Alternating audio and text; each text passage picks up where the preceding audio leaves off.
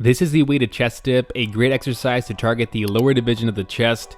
In this tutorial, I'll show you how to properly put on a weight belt and use both weight plates and a dumbbell, and also show you how to get the best mind-muscle connection and chest activation so that you feel it the most in the chest and the least in the shoulders and the triceps.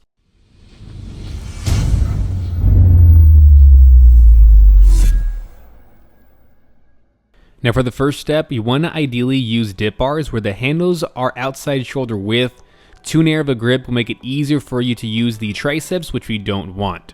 Next, let's put on the weight belt, and the weight belt I'm using here is pretty much the cheapest one I found on Amazon. I'll link it down in the description. And now first, starting with the weight plate variation. Now first, have your weight plates leaning upright nearby like this. It's going to make it much easier later. Now put the belt around the waist and grab the end with the chain and thread it through the ring on the other end.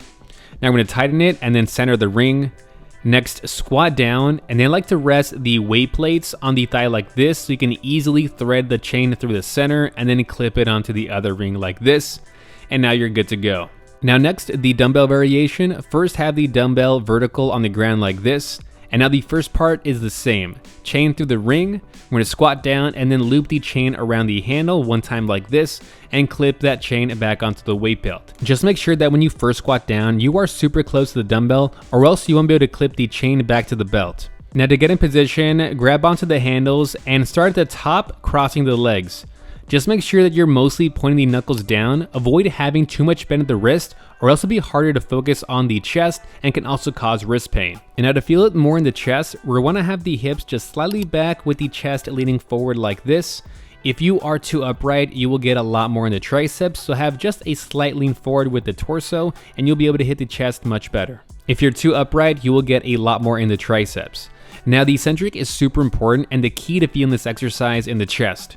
First, always slow and controlled, 2 to 3 seconds on the eccentric, and now the biggest mistake we want to avoid is shrugging the shoulders. This will take away from the chest and it'll shift tension into the shoulders and triceps and can also cause shoulder pain. Instead, think like you are separating the shoulders apart, which also keep you from shrugging the shoulders, followed by thinking like you are separating the elbows and hands slightly apart so that the elbows are slightly wider than the hands like this. Now we're going to go down ideally to where the elbow is bent less than 90 degrees and the upper arm is below parallel like this.